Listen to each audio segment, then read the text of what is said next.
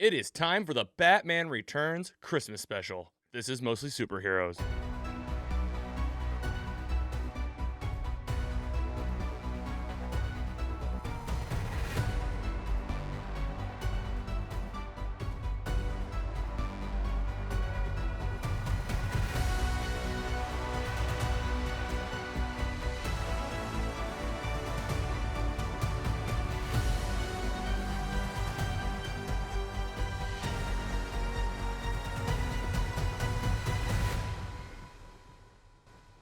You didn't ask for it, but you got it. It's the Batman Returns Christmas special, and we've been talking about it all year. I think we asked for it. PC Mike, Everyone. the Giggler, welcome, fellas. Are you guys ready? I mean, are you guys ready for today? Or like, I've been so excited about this, legitimately. Yeah, I mean, I'm gonna brag on you for a second too, because I watched your little clip that you posted on Instagram with all your flub ups, and you just did this in one take to get us in. So look at you. Yeah. Well, one take Logan. Oh, one take Logan. I was like, I'm gonna show people like this isn't as easy as you think. Like I'm sometimes down here for 2 hours making a 30-second thing. Yeah, but I mean, you nailed it today. Yeah. This one, it's like the more excited I am and the more informed I am, the better those intros become. Well, today is the much anticipated Batman Returns Christmas special. It's December 17th. Been a busy week for the show. We've already released 2 interviews this week of Logan's Heroes. We'll give some claps for that. We had a couple good interviews. Stephen Walden, local artist. Ed Herman, local lawyer and YouTube personality. Get over and check those out if you haven't. But today we are in the Christmas spirit, and we're doing first of all, the focus, of course, is going to be Batman Returns. Very much so the focus of today's episode. We're going to be giving you some sound bites, some video clips, our favorite parts, some funny stuff about the film, some of our favorite Michael Keaton moments, and we have the first annual Mostly Superheroes gift exchange today.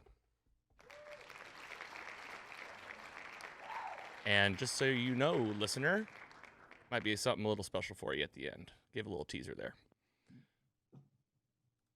Let's just jump right in. We're going to give you the normal run of show today. Fan mail. Oh, sorry.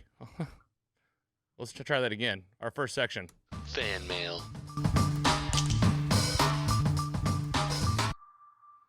First section, as always, nothing different here. Fan mail. And we know this guy. I might not feature his full handle in the episode if he doesn't want me to. But it is our Star Wars guy, Jake. Star Wars source. Until he comes on the show, it's just a Star Wars source. It is true. I've been kind of loose with that title, especially after the interview I had this week with Steven. I heard him talk about Star Wars, and I was like, wow, we really don't know shit about anything. We did like the Mandalorian and stuff, and we're trying. We really are. And I'm like, man, we just don't know. It is tough. It is. It's like we love the show so much, and we're like, we're here to talk about it. But people, I bet, like the diehard like Clone Wars fans are like, yeah, if you're just like a guy that kind of knows about Star Wars, these are your guys. But we need more. Steven's gonna come in for us. I agree. Jake, you can't be our guy yet, but you're definitely a fan. I know that. And he chimed in on a poll, not a poll. I put out some thoughts on the original not James Gunn. That's who's doing the new Suicide Squad. I put out a review on the original Suicide Squad film with Will Smith, Margot Robbie, and my whole take, it looked like Jake agreed. He commented on our post and he said, the villain didn't fit the movie. It should have been the Joker. And I can't agree more. I don't know the last time you guys saw Suicide Squad, but the villain was really the biggest problem with the film. It's like they did a great job introducing the characters. They did a great job putting you in the universe of like Batman and Superman, but it was like, they're fighting the witch that they introduced us to. Like, who cares? Right? Not to dog on Suicide Squad a little bit, but I saw the problems with it, and actually it was a lot more fun than I realized after I rewatched it. A lot of the films like that are, I feel like. And I know we talked about it, but like the villain is the problem with the chunk of those movies right there, I feel like Steppenwolf and all them. Like, I don't have a connection. You had a connection to the Joker because he tried to kill Harley Quinn. Like, that's your connection there, and they just missed the ball on it. So, yeah, sure. Well, we're gonna get to see this movie redone, so I'm excited to see what James Gunn does with it. Not to mention, we're gonna get a whole show spinoff focusing just on Peacemaker. So we're here for it. But shout out to you, Jake. Thanks for engaging with us. That was from Instagram. If you want to get shouted out on fan mail, it's as simple as that. Shoot us a line, make a comment, and you could be featured on the show. The studio phone, guys. I'm plugging it every episode now. So I plugged it in the last episode when we did. I was on Instagram Live. We're doing this all the time now. So we do have a studio phone. I'm checking it regularly now. I've got it hooked up to the mixer. It's ready for calls. I don't know what happens when it even rings. So like we might just hear it go off while we're talking today. But the number for you listening, it is a Google Voice line. You can leave messages. You can text it. You can call it. You might get us live. You might just get, if you leave us a message, there's a pretty good chance. There's like 100% chance right now that you'll end up on the show because we don't have any voicemails. So give us a call. The number is 754-CALL-LOG. That's 754-225-5564. There's no like toll-free number or anything. I'm just a guy that has a Google voice line, and that's what you got to call to get through. So give us a call on the studio phone. We'll get you in here. Want to feature that for sure during fan mail.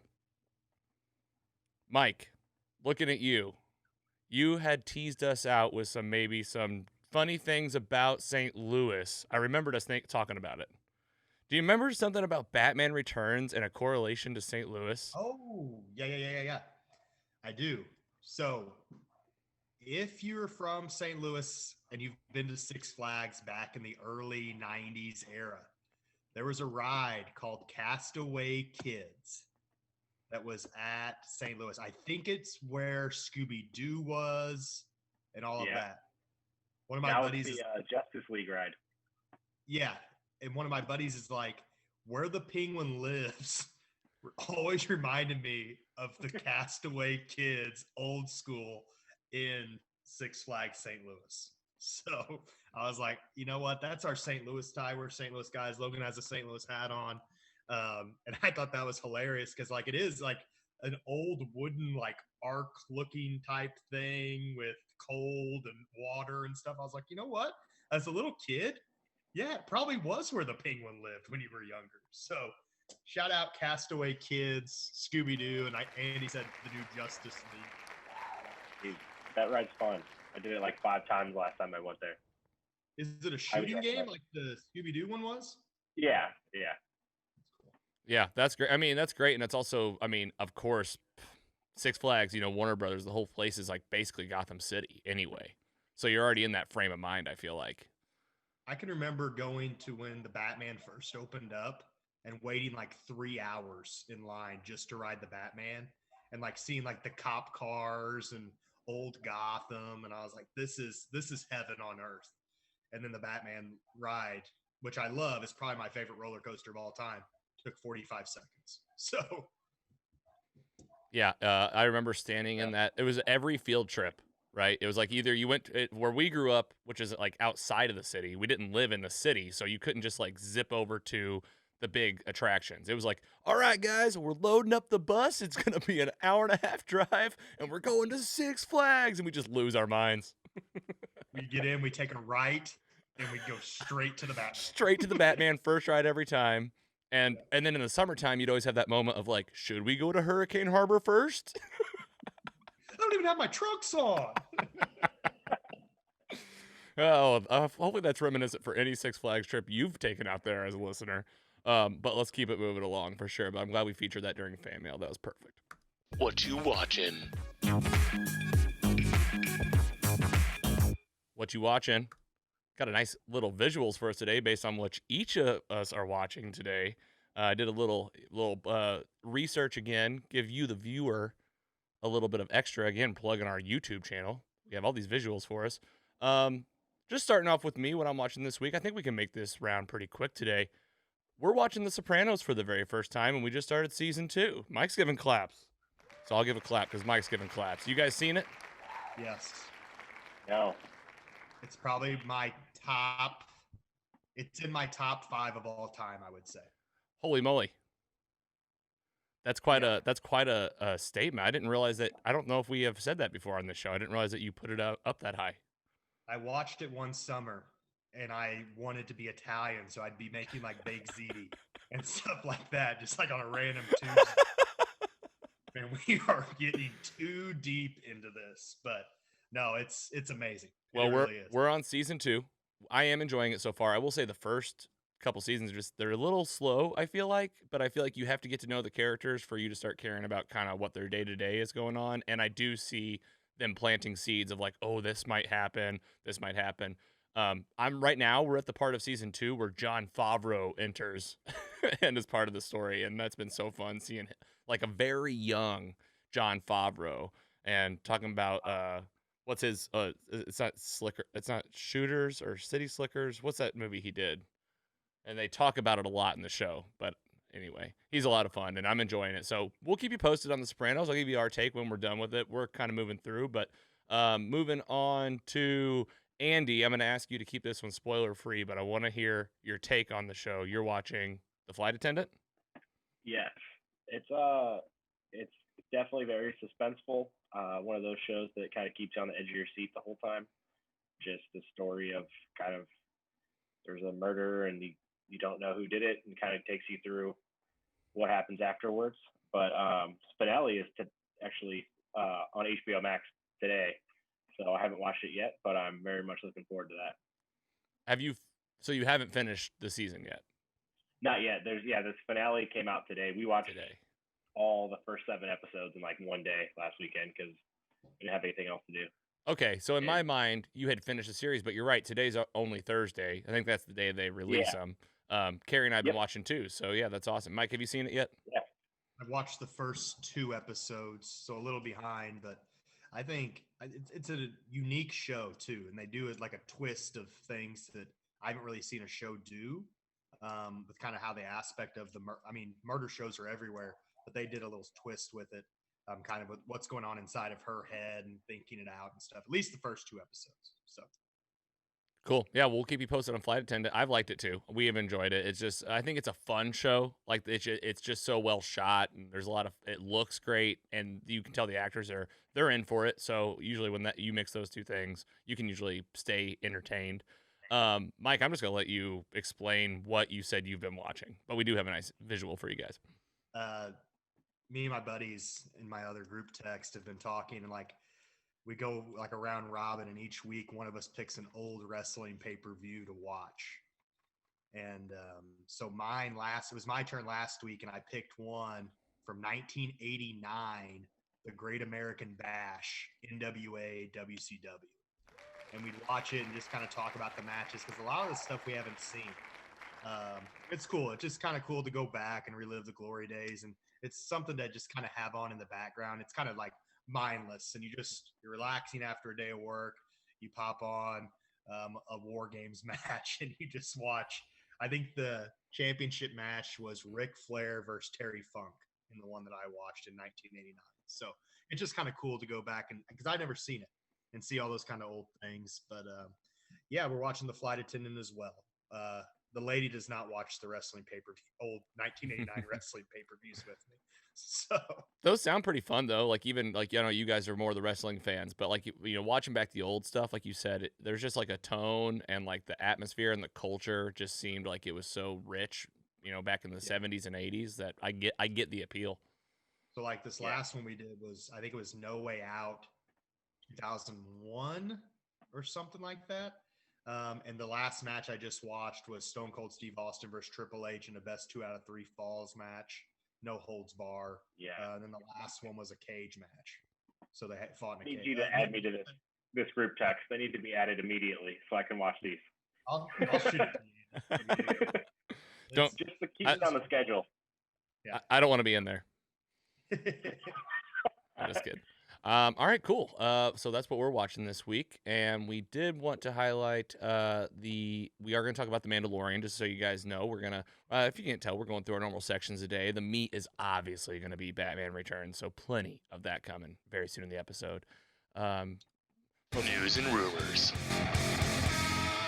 So with that, let's get in some news and rumors, and we're going to start with some news, and we're going to segue into the Star Wars news that they talked about, and then we'll wrap up news and rumors today just with a quick look at The Mandalorian and getting ready for the next episode. And I've got some visuals, so we'll keep it nice and easy. big news in the last week. I did a whole episode on this, so today will definitely be more of just a run through. If you want to hear a deep dive of the announcements that Disney made, go and listen to episode 23. That's streaming now in your podcast app, and actually the video will be available tomorrow, December 18th, sometime whenever I get around to it. But it'll be there tomorrow for you, so you can watch it too. But for today, this is from The Verge. Big thanks to The Verge. They've put together a really great article, and Disney announced their whole slate, basically, of 2021, what's coming. So let's just take a look at some of the lists. Starting in the MCU world, this is so exciting. Phase 4 is kicking off. Starting with WandaVision, January 15th. Falcon and Winter Soldier is going to come strolling right behind it in March. We got a full trailer for that. Did you guys see it? Mm-hmm. Yes. Can't wait. It looks like, you know what it looks like? It looks like Captain America, Winter Soldier. And of course, it's the same, crew and people and stuff. Yeah. No surprise, but it looks like a movie. Yep. I can't wait. I don't even know what else to say besides that. Yeah. Well, and it's hard too, right? Because we just don't quite know, but I'll tell you, it's fun to have this schedule in front of us again. We got our first look at Loki. That's going to be coming in May 2021. I think I'm most excited for this one. I would have to agree. Some of the scenes in the trailer where you can kind of see like Avengers Tower that's it's decimated, so it's a whole different timeline. So who knows what's going to happen. I know I've read that it's the Loki from Endgame that escaped with the Tesseract, and you can kind of see it in the trailer, I think, where he gets spit out from that instance. So I don't know. I can't wait. That's such an awesome premise, and who knows what's going to happen with that. Loki's an awesome character. So yeah, I think the trailer actually opens with that. It's the scene from Endgame. I mean, it's him picking up the Tesseract, looking around. So this is a 2012 Loki in the prime of his evil spirits, and he's on the run. I don't know if he's jumping multiverses or if he's just living in his version of 2012 and on. And either way, what are we talking about? This is so exciting. I can't believe that this is our life. This is going to be so fun. Is that the perfect casting for Loki too? Yeah, that's another one of those that I think the moment he played the character, they were probably like, we're going to do this forever. Yeah, Tom Hiddleston is just unbelievable. Running down the list, Hawkeye's coming. That'll be in late fall 2021. Excited for that. And Haley Steinfeld, she's coming on. She'll be playing his daughter. And then some later stuff. I think this will probably be getting closer to 2022. Ironheart. This is set to star Dominique Thorne, engineering protege Riri Williams. Then you have Armor Wars. This one I am super curious about. Examines Tony Stark's biggest fears, which, I mean, we saw some of that play out, throughout the arc of Tony Stark, especially in Iron Man 3 and Iron Man and the first Avengers. And it's going to have Don Cheadle in it. It's amazing. He plays, of course, Rhodey. And then we have Secret Invasion. That looks like Nick Fury might be in there, as well as Ben Mendelsohn's Skull shapeshifter Talos. So he was the shapeshifter in Captain Marvel, and then he's in the end credit scenes. Spoiler alert for Spider-Man Far From Home. You kind of get that footage of Nick Fury working with them, and that's the whole Secret Invasion storyline. That's about the extent of my knowledge on that. I haven't read those comics or anything, but I know it's going to be fun because I already love those characters. Not to skip over any of these by any means. Moon Knight, She-Hulk, Miss Marvel. Those are going to be coming. They announced them. I don't think they have dates yet.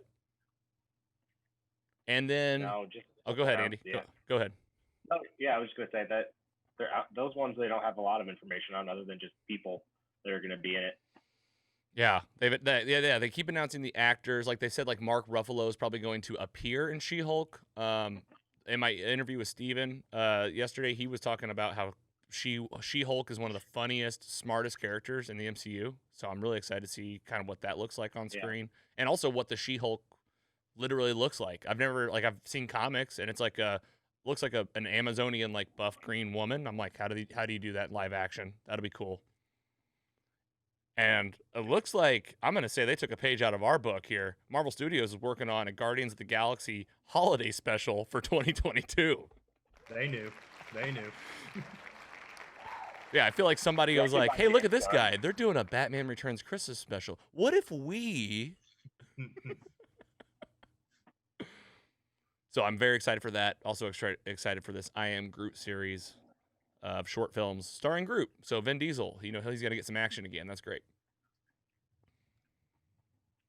Big movies, Black Panther 2. Looks like it's going for set for July 2022. Way far off.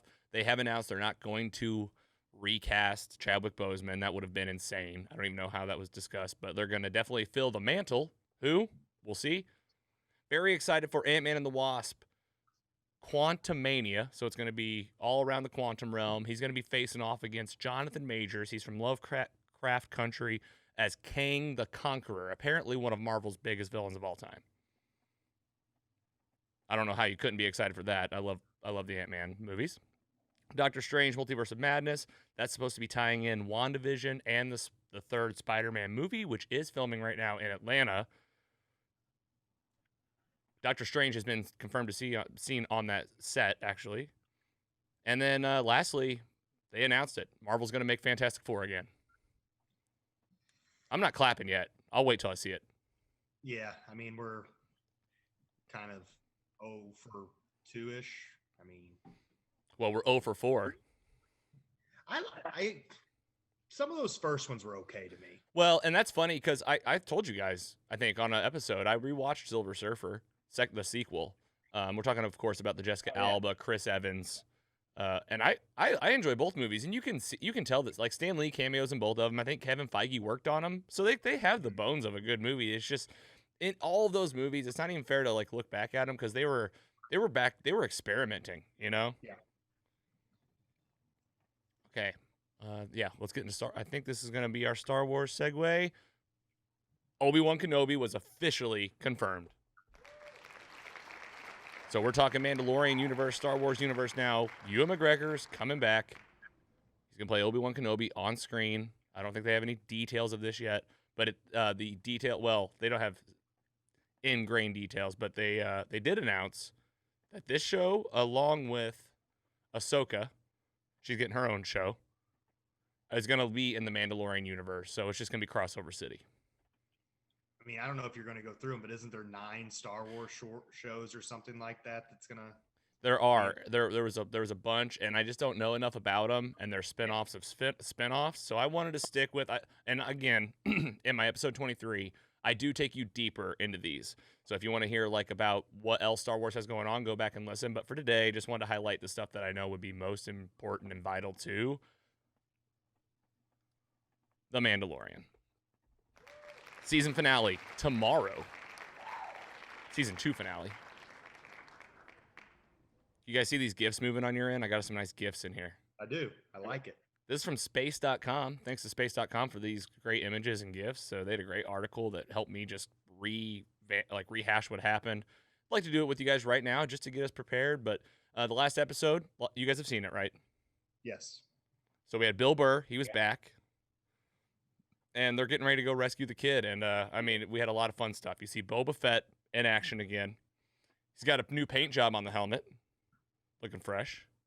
Looking great. We learned some stuff about the Mandalorian. Basically that he's breaking his own rules for the kid. I.e., taking off the helmet, wearing a different helmet. I loved how Bill Burr got to, like, be kind of Bill Burr just in that moment. He was like, so, like, what's the deal? Can you take off the helmet or what? And then he's like, I'll get you another one, I guess. And then Bill Burr's like, I'm not wearing a helmet. I'm over it. He goes, I can't see anything out of this. He goes, I don't know how you people do this. Yeah. I don't know. And by you people, I mean people that wear helmets. Yeah. I mean, MVP of the episode to me by far, Bill Burr. Absolutely. Yeah. That was a good callback. It was. We got. I almost got her character name, but she's the Asian woman. She came back from season 1, and she was in Marvel's Agents of Shield. Maya went. Fennec Shang. Fennec. Yeah. Something like that, I right? can't remember. Yeah. She's a sharpshooter. She teams up with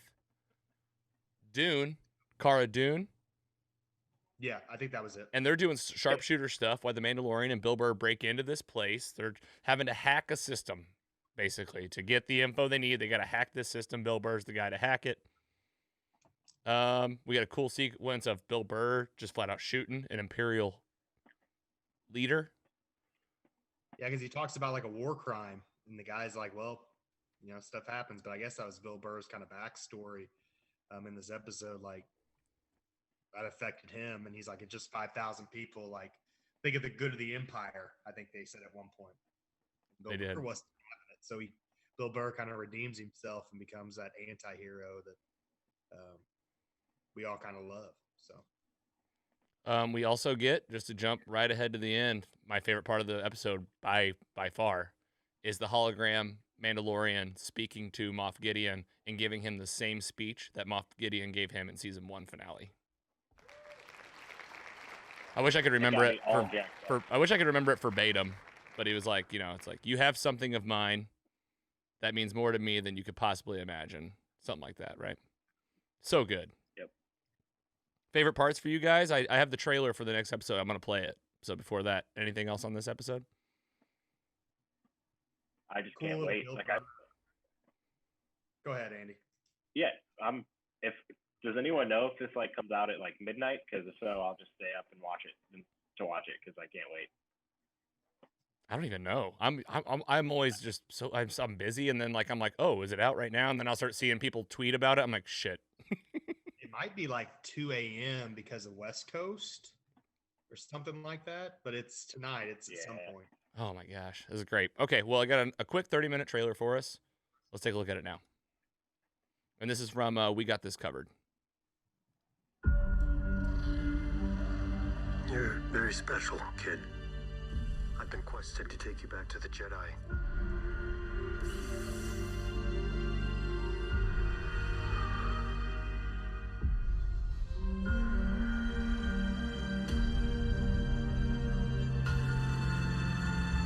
The Empire. They're back. The Mandalorian season finale streaming Friday. Pretty cool. Oh baby. Yeah. Did you guys see that little ad pop up? That was such clickbait, but it really got me. It said Captain America 4. I was like, what? Yeah, I saw it. I was like, is he gonna click it? Yeah. Dude, I fall for those ads all the time. Like, I just go down a rabbit hole. That's great. Okay, Mandalorian, we're here for it. We love it, and we're super excited for the season finale. You can bet your ass we'll be covering it on an upcoming episode. The meat. You guys want to talk about Batman? Born. Nah. Yeah, why don't we just wrap it up? Hey, it's pretty good. Check it out sometime. Yeah, I'll give it a rating, and then we just turn it off. No, Batman Returns, baby. Not a sequel, right? Tim Burton would hate that if he heard you say that. Because didn't we say True. he doesn't do sequels? This is supposed to be like its own movie. I'll tell you right now, it is. It's super great. And if there was any question of if this is a Christmas movie, it's a Christmas movie, guys. I mean, they are singing "We Wish You a Merry Christmas," I think, within the first 10 minutes. Lighting the tree. Yeah. Lighting the 100%, tree. there's They no doubt. they call Max Shrek Santa Claus. Again, first 10 minutes. I don't think there's a scene without snow in it either, almost. Yeah. At one point, the Penguin gets like a gift from his crew, which I can't wait to talk about this. And he has it's in a stocking. Yeah. I mean, it's the definition of a Christmas movie. I Yeah. don't know. Yeah, I don't know. I guess I'm gonna go back into that Hallmark group and find that guy. Yeah. Yeah, you need to find that one guy. Like, have you ever watched that Christmas movie about that orphan who rose up to power and became mayor? He doesn't even have 5 fingers. Yeah. He So- persevered and made it through. So this is what I was thinking. I was thinking we do a couple things. So I got some great clips for us here, some good sound bites. You're gonna feel ingrained in Batman Returns. I wasn't gonna let you guys down. We're not just gonna talk about this when you're gonna hear from the movie. But I thought we could open up with like our quickest recap ever. Let's just get the story out of the way, just real quick, and then we talk about our favorite parts, and we'll just see where that naturally goes. But we do have some clips for you. I want to give you guys the opportunity because I know that Batman is Andy's favorite movie, and that you guys are most excited for this. But I'm happy to take the reins, and you guys fill in the blanks if you want. Because I'll just kick us off. Let's just kick us off. They open with this Max character who's apparently like the leader of Gotham, but he's not the mayor. He's like a businessman trying to do good business, and everybody knows him. He's got his hand in a little bit of everything and kind of trying like a puppet regime here. So, well, it opens up with Pee Wee Herman. Don't forget that. Is that the Easter egg you were talking about when we were texting earlier? Yeah. Well, I guess it's not a huge Easter egg. I never realized it that Pee Wee Herman played the Penguin's dad in this movie, and then also plays his dad in the Gotham series. And then I looked it up as well. He did the voice for something in one of the animated shows or movies. So it's awesome. Dude, just Pee Wee Herman everywhere. Well, like you said, Mike, that Tim Burton directed Pee Wee Herman. I think Tim Burton directed Pee-wee's Big Adventure. So I'm sure that's the connection there, because Tim Burton's like notorious for working with the same people over and over and over again. Well, and that's not too different from Hollywood. You know, that's like we talked about the Mandalorian, and like Bryce Dallas Howard directs, and like I know for a fact that Carl Weathers is in Arrested Development. I'm sure there's a crossover there. This Max Shreck, though, he's so great. And then like within, I want to say like the first 20 minutes, this is where we meet the Penguin at the zoo, at this zoo underground, but in the sewers. But it all happens because of this chaos that breaks out at lighting of the Christmas tree, right? This chaos comes. This is where we get the opening scene with Michael Keaton seeing the bat signal, has to fly into town. I forget exactly what the chaos was caused by. That's what. Say it again, Andy. It's the Red Triangle Gang. I saw this in the recap that I read, and I didn't realize that that's what their name was, but that's just like the group of weird posse that the Penguin lives with. And I think they might have raised them. And the Penguin, yeah, so he orchestrated that attack. It sounds like you would learn later, but he's like this myth, right? The Penguin's this myth. Max leaves the big chaos. You get Batman saving Michelle Pfeiffer. You know, are you gonna get them to meet early on? And there's like nods to that later. Well, Max Shreck is running off. He gets down in this alley. Penguin trapdoors him into the sewer, and we find out that the Penguin is very much alive. He was dropped into the sewer as a baby. We think. We don't really know exactly what's happened yet. We just know that he's lived in the sewer a long time, and he's got this gang of people that are like working with him. And I forgot which of you guys said this, but it was like, where did these people come from too? Like, if he's in the sewer, how did he convince these people to be like, be my people? I know you guys were watching it today, so I was kind of like thinking of like things like, where did he get all these penguins? Why are all these people just hanging out with him here? Like, you guys did fill in some cracks though that were pretty good. I appreciate that. I think these people that were in the gang, they raised him. And he was part of like the circus, and they all basically were fired from the circus and just lived in the sewers. And the Penguins, I'm guessing, but they very clearly show you like, oh, this is the old shut down Gotham Zoo, and they're underneath the zoo. So I'm like, oh, I guess like a penguin or two made it when they closed the zoo, and those are his penguins. That's a guess. I wonder if these people, I'm just spitballing here. Yeah. These people from the circus, I wonder if they had any connection with the Flying Graysons, Robin's family. That'd have been cool if they could have tied it all together somehow like that. I don't know if there's an Easter egg somewhere out there or anything like that. They were getting us ready for Batman and Robin. A Tim Burton Robin? That'd be really weird. Yeah. Yeah, probably like a traditional Robin, like very young boy. He'd probably just be dressed as Edward Scissorhands. I hate you, bats. Super emo young Edward Scissorhands. Like your Tobey Maguire, emo Tobey Maguire, but on steroids. I like that. So to move the story along, Penguin says, I want to find out who I am. I want to find out who my parents are. You get a really good sense of like who this Batman is too, because like once Max Schreck agrees to be like, okay, I'll help you, and like Penguin's on the news and he's saying like, I'm the Penguin, help me find my parents. Bruce Wayne's watching him at home, and he goes, I hope he finds his parents. I was like, wow, this Batman's so good. He's just a regular nice guy.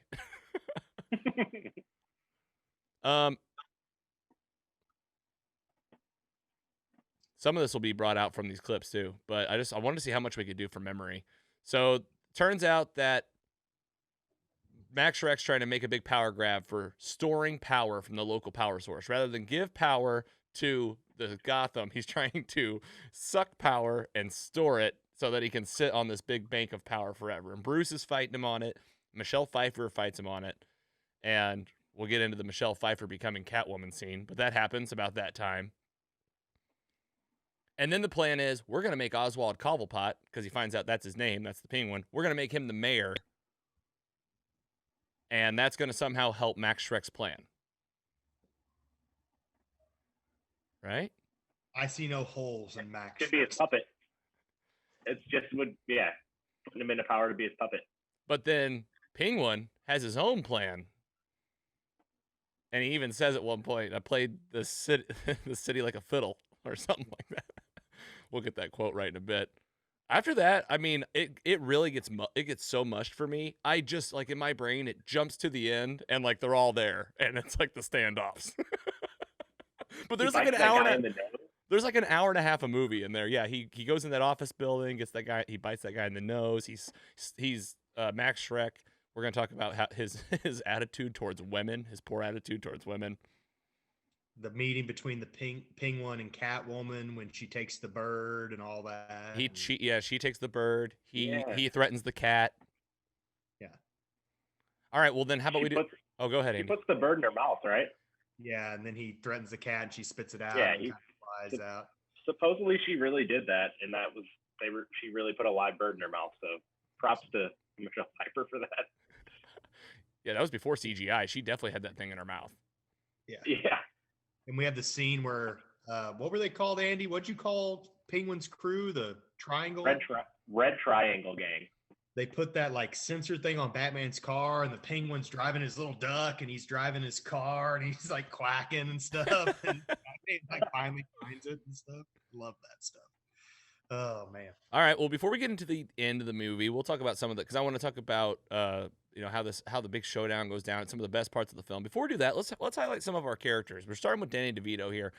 Penguin is unbelievable. I was gonna dress up as him. Yeah, call me on. I didn't have enough time. I watched a video on Danny DeVito getting the makeup, and I was like, I don't know. But with that, let's here's some good sound bites and some of Danny DeVito's best quotes from Batman Returns, and this is from the YouTube channel Profit's Profit. That's like profit for like God, and like profit money. Profit's profit. Max, I've been down here too long. It's time for me to ascend, to re-emerge. Who are you? Talent scout. You lousy minx! I ought to have you spayed. You sent out all the signals, and I don't think I like you anymore. So he survived. What's the worry? He didn't even lose a limb, an eyeball, bladder control. My baby! My baby! Ah! Hey, why should I trust some cat broad anyway? Helpless old lady at 12 o'clock high! Why is there always someone who brings eggs and tomatoes to a speech? Touch of the bubbly? You're coming with me, you great white dope! If you have an iota of human feeling, take me instead. I don't.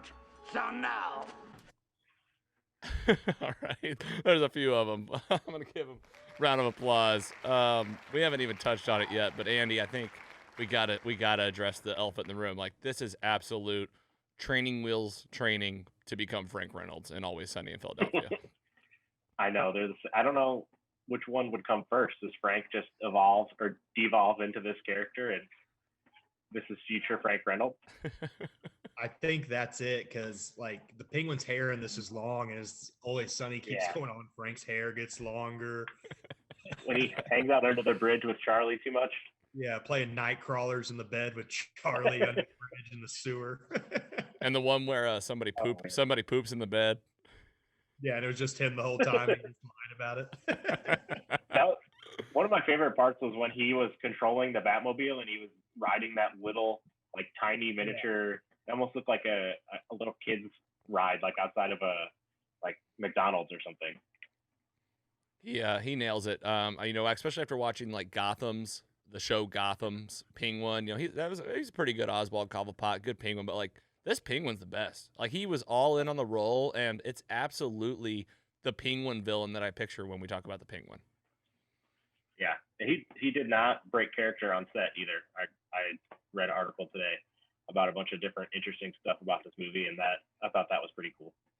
I have to bring up my dad's bedtime story when he told me about the Batman salaries when his best friend Jack was the Joker and got the $100 million. And then when he got this role, he's like, "Did you get deal D?" So I actually made a soundbite of for like, "Did you get the deal?" But I need to get it on the soundboard. I should have had it ready for today, but I'm glad you told that story. That's a callback too to an early episode we did. One of the first ones, yeah. All right, let's move on then. That's Danny DeVito's Penguin.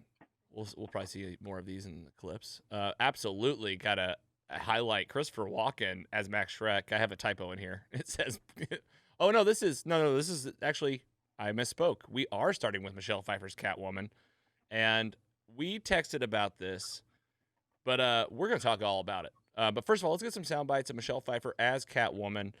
First up is the big fall that Max Schreck gives her. Huh? Huh?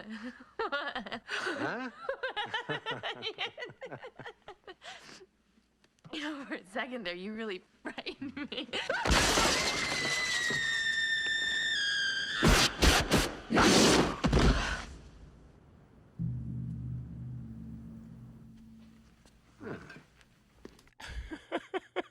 I like Max Schreck at the end. Just So she falls. I counted the number of tents she hit, so I want to say she fell at least 4 stories minimum. I think the tents, in retrospect, slowed her down enough where she didn't die. That's got to be how she survives, right? The tents break her fall, and that was like Tim Burton or whoever else that was on set was like, all right, if she hits these tents, that'll break her fall. Like a cat. I think that's what they're kind of going for, but well, okay, that's fine. Let's go ahead and jump forward to what actually happens. The cats, alley cats specifically, come and start licking in her mouth, licking her eyes. I'm talking dozens of cats running out, meow, meow. And then you think that's like, oh, okay, they're bringing her back to life. Okay. Well, then they start like biting her fingers to where it's like getting into her blood, I guess. And then her eyes open. She's Catwoman. Yeah. That was it. Just kind of flipped this. I think mentally broke too. I think that's kind of like just kind of snapped. And then I don't know if you have the clip, but when she goes home, I always thought, who has pink neon just going at all times in their apartment? When she goes home and in the frying pan, she's breaking all that neon and stuff. I'm like, who does that? But yeah, Michelle Pfeiffer's just a mess throughout the film. She comes home and she's like, honey, I'm home. Oh yeah, I'm not married.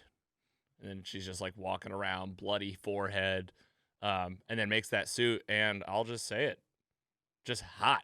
I mean, she's hot.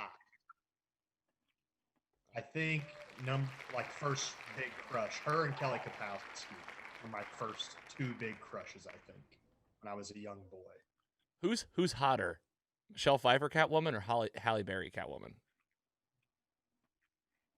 That's like the toughest question I've ever said out loud. I mean, I don't think you can compare them. I'm not going. You're not going to. It doesn't sound like.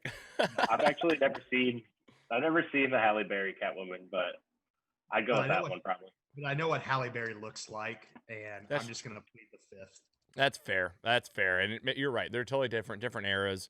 But I'll tell you this: Michelle Pfeiffer's definitely my favorite Catwoman out of the 2. That movie is so bad, the Halle Berry one. All right, let's move it along. I don't think I had any more. There, yeah. Okay, so now we're going to talk about Max Schreck, Christopher Walken. I think he's a great villain. Like really, like we talked about DC villains, like in the future stuff, how that's like the problem, right? You know, like the stuff that with Suicide Squad, and it's like you feel like and Steppenwolf and Justice League, like, all right, well, this is totally different category. It's Tim Burton Batman Returns. He's got it, and he's got like I mean, it's Christopher Walken's voice, so that's obviously just kind of a shoe in. But he's here for the role too. He shows up. Here's a good soundbite. This is what I was talking about earlier about his problem toward women, but also gives you a good sense of like who this guy is. Women. Nothing surprises me, Chip. Except your late mother. Who'd have thought Selena had a brain to damage? Bottom line, she tries to blackmail me. I'll drop her out a higher window. Meantime, I got better fish to fry. I love how he just has that dig in there at this like number 2 guy of his. He's like, women. He's That's like, his son, isn't it? is it his? Oh, it's his Yeah, son. it's his son.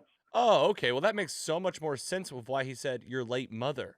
Yeah. I yeah, thought he was saying like I banged your mom or something. Yeah, I think old Max Shrek probably got rid of his wife too. So Yeah, I'll throw her out guy. of a higher window.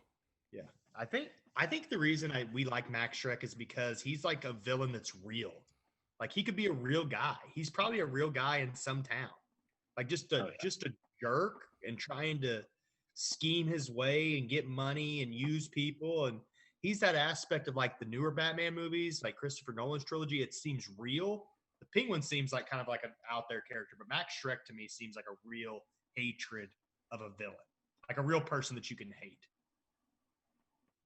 Yeah, absolutely. I agree. And I would say, take it a step further. I would say that he's probably just as bad or not as bad as some of the real politicians and people and like business leaders in the world, you know, especially after this year, we've seen that corruption. It's like this could never happen. Well, just wait.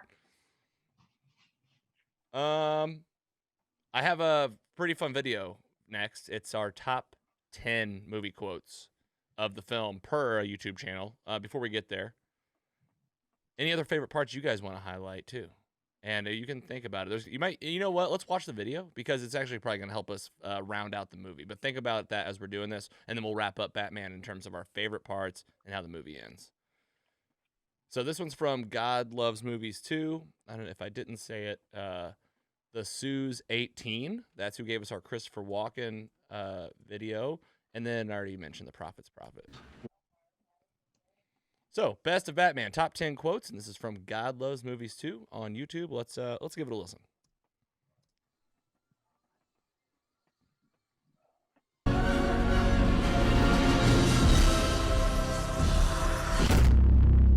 Number 10. That was High by Danny DeVito. I believe the word you're looking for is Number 9. your beauty and the beast in one luscious Christmas gift pack. Number 8. You gotta admit, I played this stinking city like a harp from hell. Number 7. Somebody say fish? I haven't been fed all day. Eat floor. High fiber. Number 6. Just the pussy I've been looking for. Okay, Right. go ahead. Intimidate me. Bully me if it makes you feel big. I mean, it's not like you can just kill me.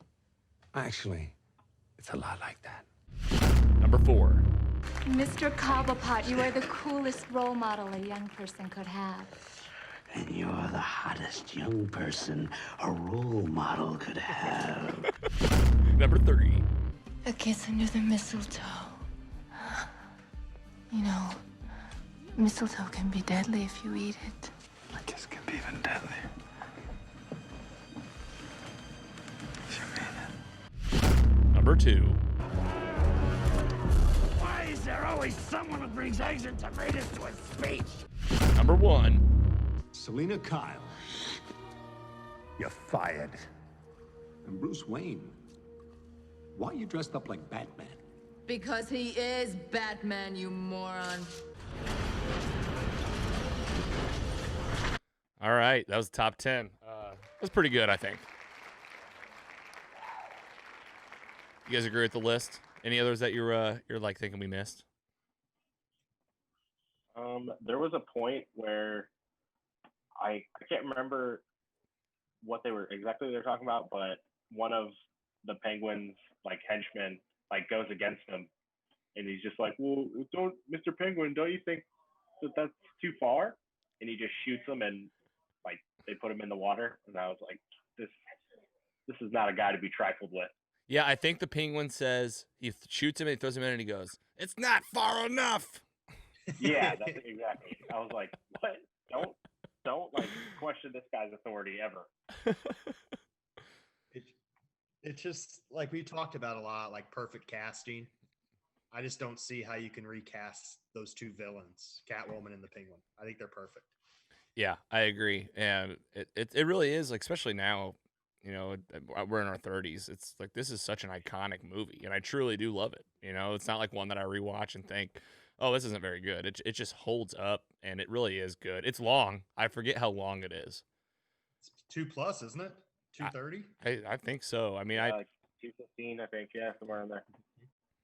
I just had two other things that came to mind to kind of wrap two things. One, I absolutely like looking back at it from 1992 when this came out. I think 92. The Batman tech when he has like the CD player with the little bat symbol and stuff on it. I'm not sure if it's in this one or 89, but I love that Batman tech, like his old school CDs and stuff like that. I also liked his Batmobile in this one where he's like facing one way and like shooting, and then the big beam comes out of the middle of the Batmobile and turns him around. Yeah, there's so much cool stuff. And then we mentioned it before, but we didn't talk about it. When Batman first meets Selina Kyle, and that guy's holding Selina Kyle, and he shoots him, and the guy's like, "Ha, you missed!" And he grabs that wall and pulls that concrete out and hits him in the back of the head. I love that opening part seeing Batman. That's probably my favorite. Yeah, definitely my favorite Batmobile out of all of them for sure. I concur. I think it's my favorite too. It's like the one that I think of again. Like I guess when I'm a kid, but like it just worked. It was so fun. I think of that one and the Batman the Animated Series Batmobile too. Those are my two. Again, that is beautiful. The toys takes you back to the toys. And like I don't know, Batman and Robin had that like blue and red stuff on the side that I really wasn't into. Like the fire thing. Oh, it was all the color. The engine was like that bluish, like blue coloring. Yeah, tacky, very tacky. Forever was okay, but I had that huge back wing and stuff. But this one, like you guys said, that's the Batmobile to me. I want to talk about what the very ending, just like kind of how the movie wraps up, and the biggest part I'm here to explore is what happens exactly to the Penguin. Like, what exactly happened? You guys have a clear image of this in your head? Because he dies, right? He dies. I mean, he has. Yeah. I mean, this guy probably needed to go get checked out by a doctor because the blood that he coughs up all the time is just black. It is. It is black. But yeah, I think I kind of want to say he's almost at peace in a way, and kind of yeah, because he has that big moment. His little buddies push him out in the water and lay him out to rest. Like a Viking funeral, just kind of send him out to sea. Yeah. But if it's the sewer, where would he go? To like a river and then the ocean? I don't know. Yeah, exactly. Like what happened? Just a long list of unanswered questions. Do you think so? This is where we can transition from the movie to the fact that Michael Keaton is confirmed to play Batman again. So, like, what the hell is that gonna mean? Bring back Danny DeVito. Seriously, bring back all of them. I mean, if Spider-Man can do it, so can Batman. Well, I'm gonna definitely say that Batman Returns is absolutely rewatchable because I've already watched it twice this year. I think it wouldn't be the Batman's Return Christmas special if I didn't give it at least my rating. I guess you guys should rate it too. You guys are Batman fans, so I think it'd be interesting to see how we do. I'll give it one right now. I did say already that it's long. I will say the story gets very messy, so I obviously have trouble recalling it. I think that could have been cleaned up a little. But overall, beginning to end, it's fun. I watch it every year. I'll probably watch it every year around Christmas now because of this. I'm going to give it a 3.2.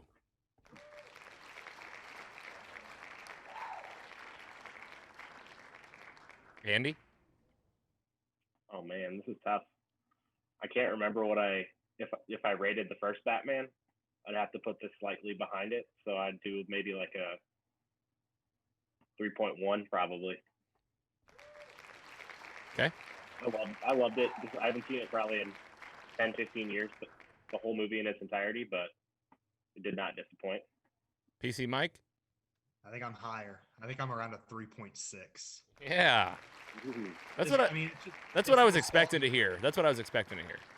It's just nostalgia overload, and it's just me geeking out, and I could watch it over and over again. If it's on like TNT, I'll catch myself sitting there watching it. I think the first Batman would be like a 3.7 to me. So like Andy said, just a notch below. If that's 1A, this is 1B with these Batmans. So I love it. Well, that's fair. Well, Beautifully said. Yeah, nicely said. And let's just go ahead and give it up. Batman Returns. We appreciate it. We're always going to watch it. And this is the Batman Returns Christmas special. So, did we get to the end in our recap? I can't even remember. Well, we talked about we said the Penguin died. So let's go through the other ones. So what happens with Max Schreck? Does he die? Yeah, we saw the scene where she electrocuted him. Yep. You thought she was dead at that point, but then she shows up at the very end. She hadn't used all 9 lives. Cats have 9 lives. Yeah. Yep. And she lives. Does she live and carry on? Yeah. Yeah. I think that's because the last scene, right? Yeah, at the very end, he like senses her or something, right? Yeah. And then the only person we see in the next Batman film is Alfred. Yeah. For sure. Which is confusing. Well, I do think Val Kilmer did an okay job as a Batman. Oh, that's true. Batman Forever was next, right? I kept saying Batman and Robin, but it's Batman Forever.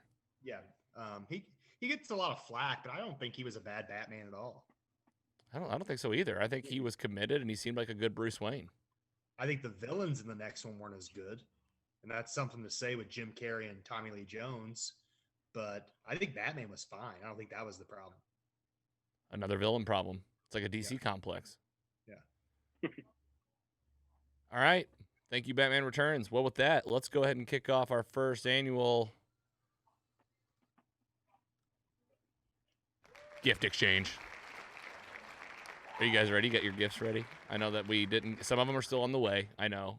Mike, you have some pictures. And if we could we take a quick break? You know what? I think it's a great time to take a quick break, and we'll be right back. Hey, podcast listeners, this is Chris Holsey. I'm the host of the new true crime podcast, Small Town Forgotten. In the first season, I focus on a very personal cold case. 31 years ago, my family member Jimmy Wade Martin was murdered in front of multiple witnesses in Bonne Terre, Missouri. A murder weapon was found, and a man confessed, and yet there have been no convictions and no justice for Jimmy Wade's twin daughters. You can listen to Small Town Forgotten directly from our website, smalltownforgotten.com, Spotify, YouTube, or anywhere you get your podcasts. Thanks for listening.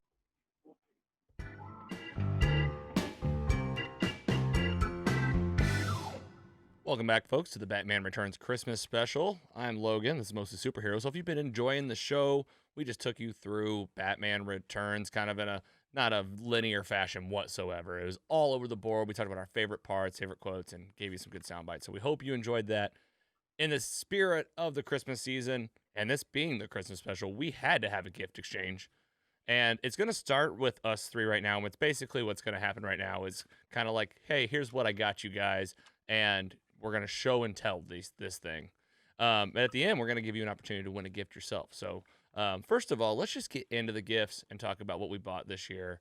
First of all, you guys just, I'm going to say thanks in advance, but I'm not going to say too big of a thanks because I want to see if these gifts are cool or not. Mike. Agreed. You're up first. Your gifts didn't come in yet, but I did give you some images here. I'm going to pull them both up at once. Is that cool? Yeah, I'll explain them. All right, here we go. PC Mike, you're up first. What we got? Okay. On the left is actually a gift for Andy. That is an action figure made after Arkham Asylum Batman. That is awesome. So that's the Arkham Asylum Batman for you. Logan, on the right-hand side, you're a Superman guy. You're doing a podcast. That is actually a 16 gigabyte flash drive that is in the shape of a Superman flash drive. Yep. That is awesome. Andy, I'm gonna let you respond first because this Batman, I mean, right away, I feel like the Arkham Batman is always the most recognizable Batman at first glance because of these big tall, looks awesome. What do you think of this thing? Oh, I love it. I love that game. It's just looking at this is motivating me to go back and play one of the other ones now because I love that game. Love Batman. All the above. Thank you, Mike. That's what a nice gift. And like, I love that our podcast, we're just like legit, just like, hey, we bought each other gifts. Let's show each other what we got. Hey, we're being safe. We're being smart. We are. You're absolutely right. And I can't wait to get you guys back in the studio. And you know what? I think we should exchange these things in person when it's safe. So we'll just that'll be something to look forward to. And I cannot wait to get my hands on this. This is it's like a short and stout little Superman statue, but it's a 16 gigabyte jump drive. Yeah. And I knew you said something like you transfer some videos to a jump drive or do something like that. So I saw this. I was like, yep, that's Logan. And in this line of work, jump drives are in short supply always now. I'm always reaching for one. So that looks great, man. Well, thanks, Mike. That looks fantastic. All right, Giggler. Let's see if you can top these. I didn't want it to be a contest, but it is. I don't think I'm going to top these, but my excuse kind of was just that I went for more like the white elephant type of thing, like a gift that you would kind of maybe laugh at when you get something like that. So, and I didn't really specifically buy one of these for each of you, so you guys can fight over them, or maybe we'll do like a coin flip. But Rochambeau. First up, thought this was a poster, but it's kind of like a print on like a big piece of cloth.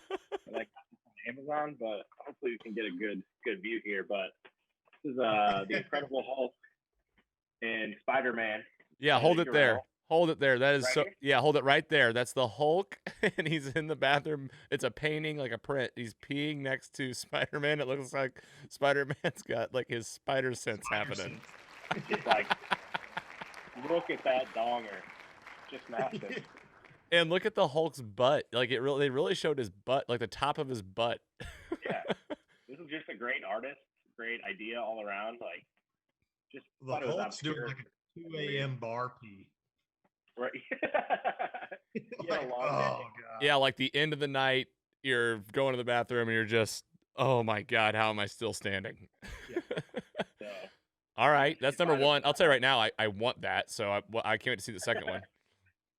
This one's definitely not as cool, but I just liked it, and also went more kind of the funny route because I think it's funny when you call people dad when they're not really dads. But this Dad, I love you 3000 coffee mug. Oh man, one lucky recipient will get this, and just hope I don't bring any bad karma your way. But yeah, I don't know. I don't know if I store would. it away. Use it. I feel like that is bad karma to be like, if you do that, you're like, okay, I'm going to take this mug that says dad on it. Hope I don't become a dad. Hold on to it. No, I'm just Maybe kidding. We'll give that to one of the listeners that is a dad. Right. Man, that if you were asking me which one I wanted to pick, that's tough because I really that one tug on the heartstrings. Like as soon as you said I love you 3000, I was like, oh man, I want to watch Avengers. Yep. Well, the Peen poster would look great in the studio, though. Yeah, it would. It would look good in the studio. Which one would you prefer, Mike? I drink a lot of coffee, so I would take the dad coffee mug, and I would just say I'm a cat dad. So does that mean I get the poster? For sure. You get the poster. Yes. Also, full disclosure, I was going to put like a $5 gift card in the coffee cup because you snooze, you lose. Well, maybe you should tell us what the entire gift is before we start deciding who gets what. What? Like, bars in the coffee mug. Yeah, I was gonna put like $100 in there too. I forgot to mention that. All right, I'm up. Okay. All right, those are really good. Good gifts so far. First up for me, I'm going to start with something that is similar to what you got, Andy. And I know this is going to be sought after. And I'm doing the same thing. I'm going to figure out a way to decide who gets what here, but we'll figure it out. First up. Oh. Batman ceramic mug. Like, high detail. I mean, look at how shiny it is. That's awesome. Right? I love it. You guys are drooling. I know. All right, next up. You're not even ready for this. This really is like show and tell. It's a nightlight. Man. Can you guys see it? I can see only like a big light. Yeah, turn it off. Like, turn it off. Maybe we can see. Oh, you're right. Oh, and different colors work better, maybe. Oh, it's the Death Star. Nice. Death Star. It's a nightlight. That's cool. And there are multiple ones. There's an R2-D2, and there's also a Millennium Falcon. That's pretty cool. Wow. Look how cool this looks now that it's like the camera's actually working. Yeah, I see it. Yeah, that's awesome. So I feel like we should do like, I don't know, like can you guys figure this out amongst yourselves, or is this something we're gonna have to like do a contest for? Oh, Mike, you can have your pick. Ooh, that's a gift in itself. Right? Yeah. Well, you know what he's gonna pick. Like, I'm does gonna he go want two Batman. coffee mugs though? He's gonna pick. Yeah, you're gonna get 2 coffee mugs. He needs a coffee mug to put in front of the one that says that on it. I literally. That's why. All right, full disclosure, listeners. That's why we had to take a break. Is because I had to pee so bad because I'm still drinking coffee that I made today at 4:30 when we're recording this. So Mike, we get it. You love coffee. You can. I guess you got to get both mugs. I guess. yeah, both mugs with thousands of dollars included in the mugs. No, that Death Star one is pretty cool. And I was thinking where I could put it, and I was like looking around my house, but Wow. that Batman one. Well, we don't have to figure it out today. Maybe we can do something on a future episode. But I got both of them, and you guys are going to get each one. All right, I've talked a lot about the fans, maybe getting something. Here's what I want you to do. I wanted to do a very simple and easy contest for our podcast listeners only. I'm not going to put this on social media. This is for people that listen to the show. If you write us an email, like from our website, it's a really easy form. You don't have to find our email address. Just go to mostlysuperheroes.com/contact. Tell us which of these gifts were your favorite, and you're going to get a gift from us. And it's going to be a drawing type thing. I can't give out, if we get 100 entries or whatever. But, we'll do a fair drawing. And I've said it before, we're a newer show. We're going to send you something. That something's going to be a cool gift like one of these. And you're also going to get a Mostly Superheroes koozie. So you'll have something from the show. Cool. Well, guys, thanks for the Christmas gifts this year. These are the first gifts I've gotten this year, so thank you. I appreciate it, and they're super nice and super fun. I think we all got cool shit. Yeah, it was fun, like buying them too. Yeah, I spent probably a good hour and a half on Amazon. I searched nerd. I typed in DC DC something, and I was just like going through pages after pages after pages, and had 10 stuff in the cart and would take stuff out. But it was cool to see all the stuff out there. A lot of cool things that I wanted to get, but I couldn't because they were out. There was a Bruce Wayne, Wayne Enterprises soccer jersey that I really wanted to get because it was only like $20, but it sold out as I was clicking buy. There was a Thanos oven mitt, but I read the reviews about it, and it said, "Do not use this because it burnt my hands and it does not work." Well, I didn't even tell you guys that this nightlight, it does come with a remote control.